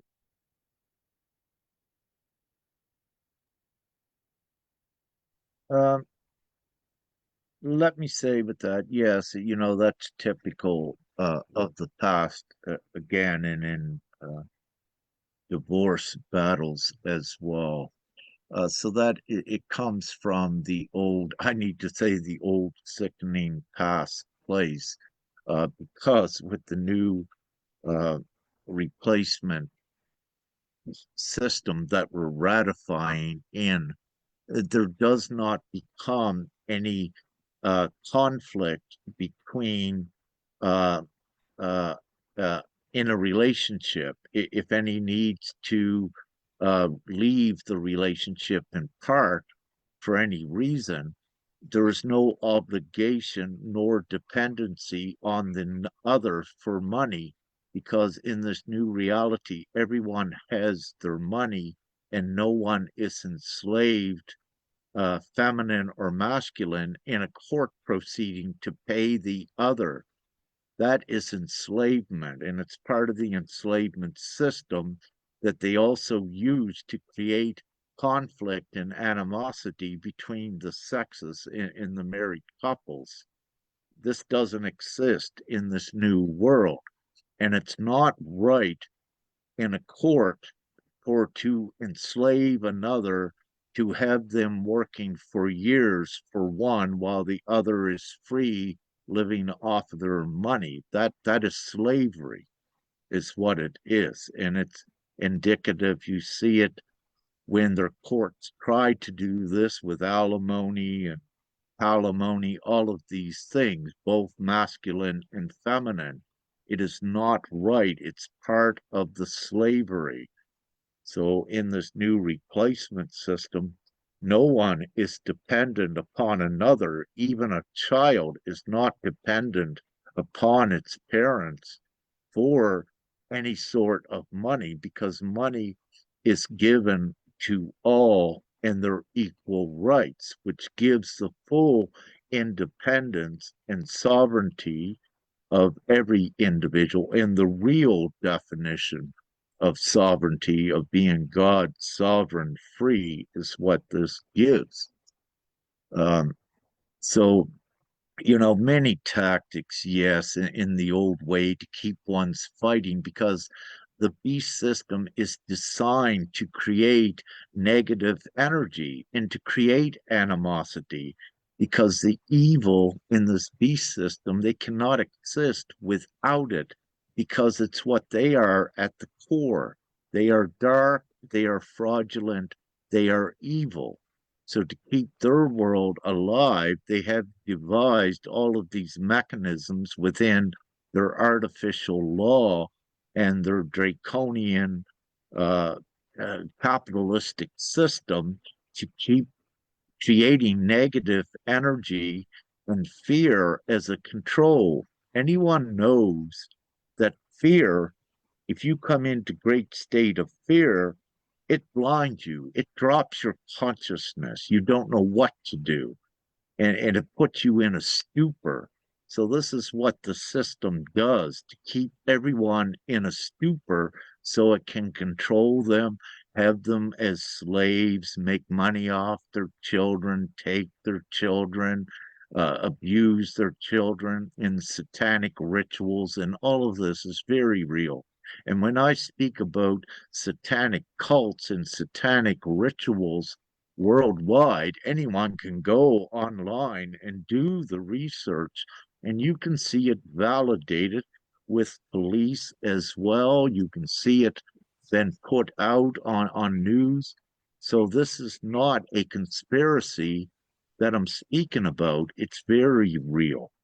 And we'll take Australia, for example, with what the church had did with all of the pedophilia, with the huge commission that was set up in Australia several years ago to show the actual evil perpetrators of molesting children and pedophilia, and to whatever other extents that it came to. It's very real. This is not a conspiracy theory that satanic, sadistic cults exist, but they manipulate ones like child care workers to facilitate and keep their businesses running and all of these sort of things. And with this capitalistic system, it buys people, it buys them with monetary incentives. With the new replacement divine system, no one can be bought with it. So it eliminates all crime worldwide. Oh, can I add something? Because Nikki brought it up. What is very interesting, or for other mothers and fathers to know, there's also actually human rights means like, they always try to put you into that place that you have to be cooperative, but you don't have to, meaning like you don't need to show them your house or space, especially, when you don't trust them. So there is, for example, an law for, you have to write that they respect your private and family life, meaning your whole privacy, meaning also your home and everything, right? And also your letters and everything. I'm just saying that also, because I'm observing, also a lot others, who are stepping up, like in America or in UK. They now know that they don't have to let them in or on their property. Also, when the police is coming or a child welfare, you can tell them, please leave my property, right? Because it's your property.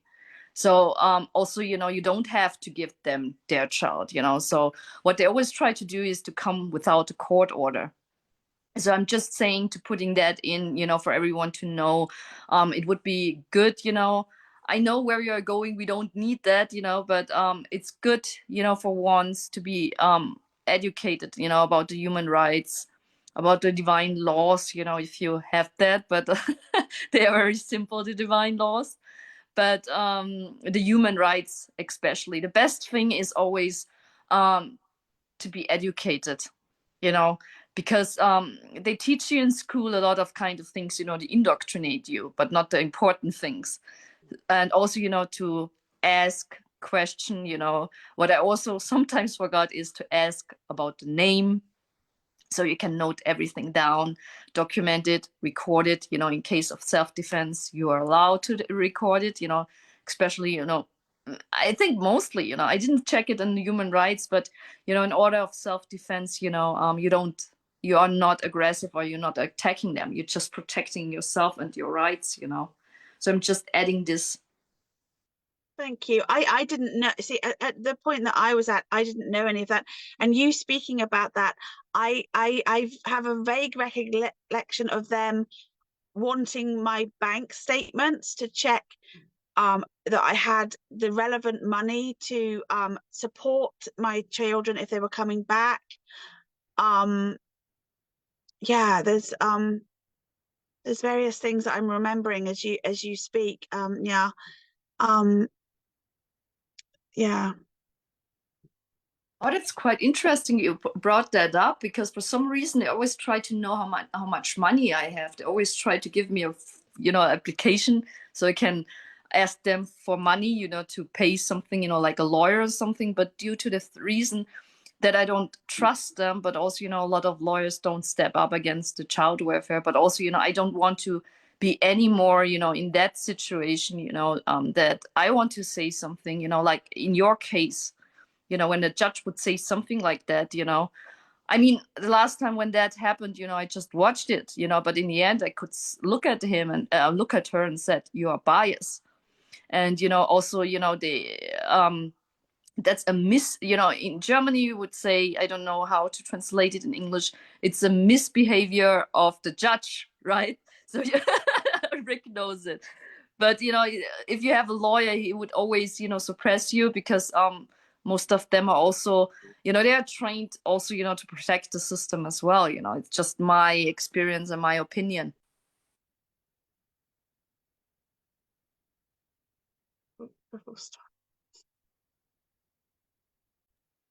Yeah, just keeping an eye on Facebook, see if there was any comments coming in. So our new group, Sister Nya, has set up. What is the name of the group, Facebook group that we're getting everyone united? Uh, I have to look it, but it is something about free our children. yes, and I just put number 72 in, Sister in the UK as well. Sister Lisa, she just joined. And as we were having the conversation, and she made 72. And Oh. 72 is a significant number and a good divine indication as well.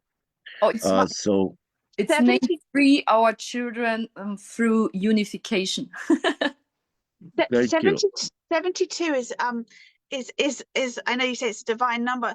It's my number. My birth date is 27872. The 7 and the 2 and the yeah. Perfect, fully in alignment. Yeah, it's divine script. Yeah, and the 72 archangels, if you will, are very important as well. So I would say what you were feeling, Nikki, as this being a pivotal point. I believe the 72 in the least is a confirmation of that. But what was so joyous and kind of, I don't have expectations, but let me say I didn't really anticipate that we would have went into the important Kundalini awakening and the higher consciousness with us. So it was the great opportunity as well, because many moms, have gone through that as well.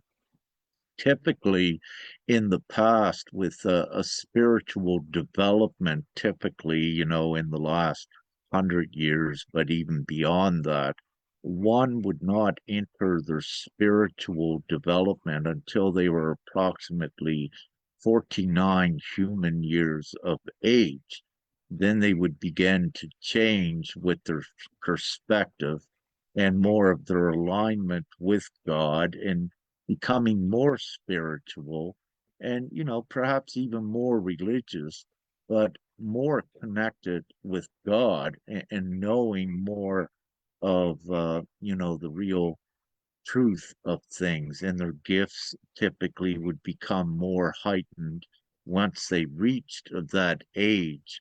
And it was very important back then, but today and since 2012, more predominantly, it's happening at any age that the Kundalini awakening is occurring and ones are advancing into a rapid spiritual development and the intuitive knowing and all of the parapsychological gifts that comes with it, not meaning that every individual will have every parapsychological gift at once, but you have access to it and everything is designed with the parapsychological gifts that you will use at any given time in this now. Uh, so, yeah, before it used to be around 49 years old, then the consciousness would begin to transition to acclimatize with the spiritual root, ready for the soul in preparation to go through the experiences, to make amends, to forgive, to forget, accept, their life experience up until age 49. That was typically in the past to prepare them, if you will, for their individual ascension through the death process. But now everything has changed, which is very beautiful. So getting back to, yeah, thank you for bringing that up because so many moms, the divine feminine, when we say that, is ahead of the charge, if you will, with this ascension because of the unconditional love that they have with the maternal instinct and with the bonding of the child. But do you wish to say anything, Sister Nya, or we'll ask Nikki when she comes back if there's anything she'd wish to add with her story? Oh, I want to add something which I feel it's very beautiful because it is similar to my process. Because with everyone I'm speaking who went through that process and is still, in a loving and not in a hateful state, but also in a very powerful state, went through a deep process of trust and faith in the divine, or, in God or God's source, or Jesus. And that's amazing. I also, at my deepest point, I went in such a deep trust and faith, with that whole process. And it's beautiful to see it in others as well.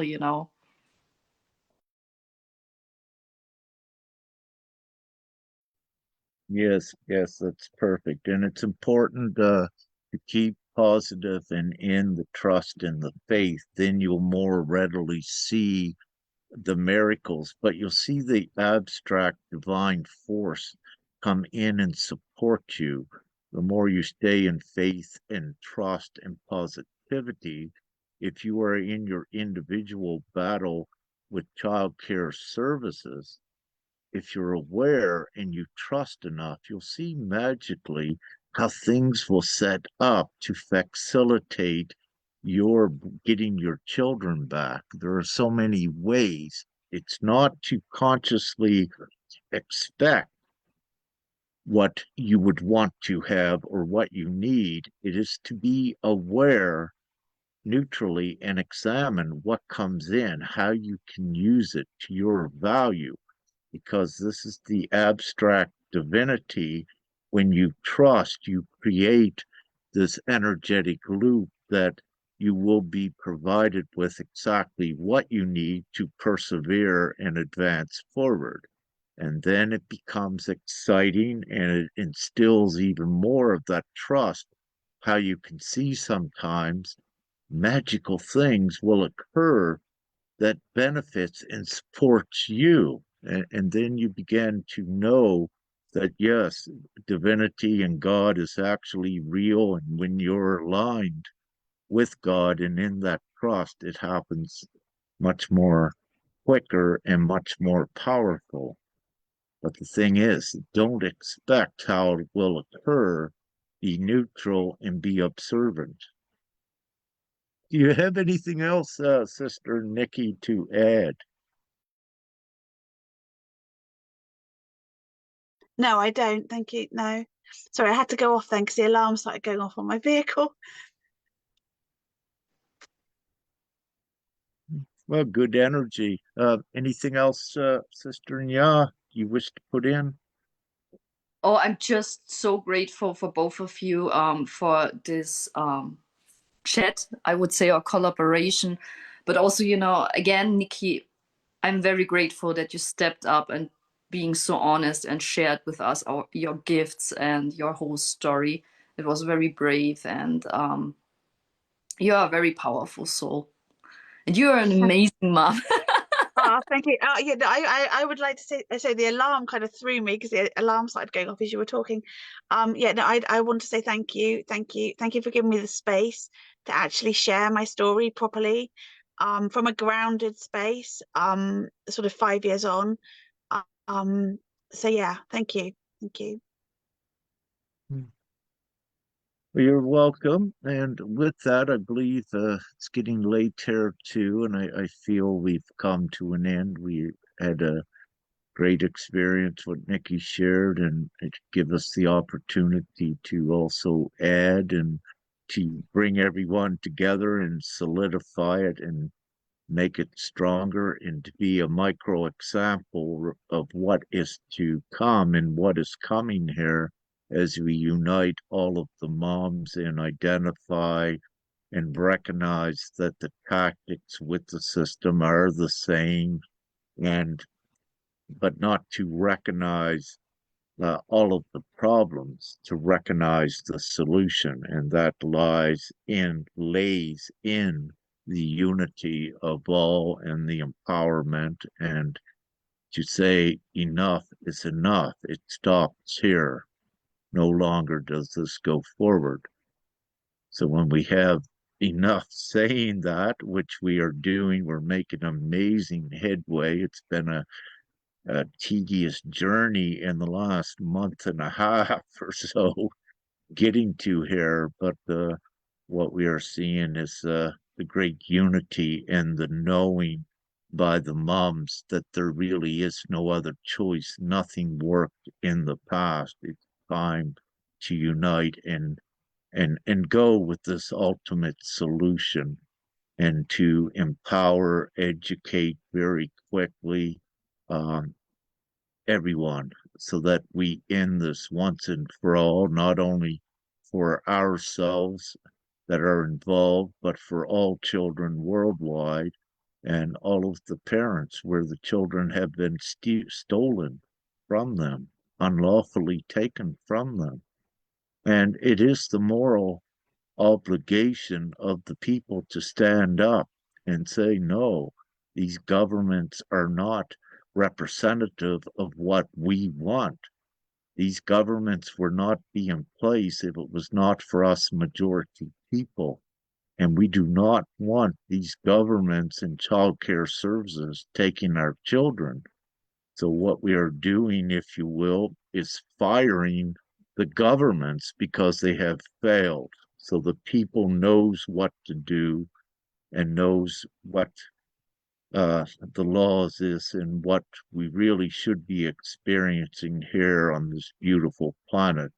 Joy, peace, harmony, love, family units together, not the suffering and psychological torture and terrorism and sadistic killing of people because of money and all of these other sickening things. So beautiful. I could ramble on and on, but thank you all for uh, being here tonight and all that are watching. And we continue on. So I have put in the Facebook, what we have running now, the link to the private group Sister Nya has arranged for all of the moms and dads as well to come in. So we unite everyone, all organizations, and to get everyone together as one unified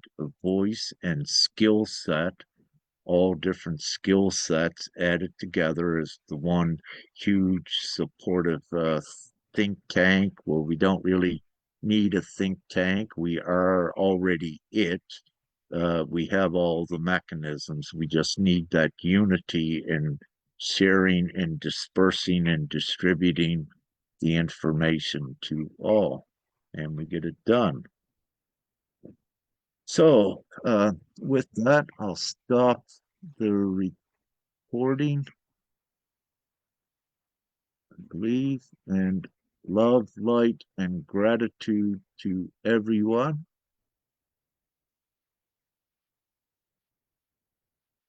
And I have that stopped. I think we may still be on Facebook, but that is good. Um, so with that, what we'll do is we'll end this meeting because I think it may still be going on Facebook.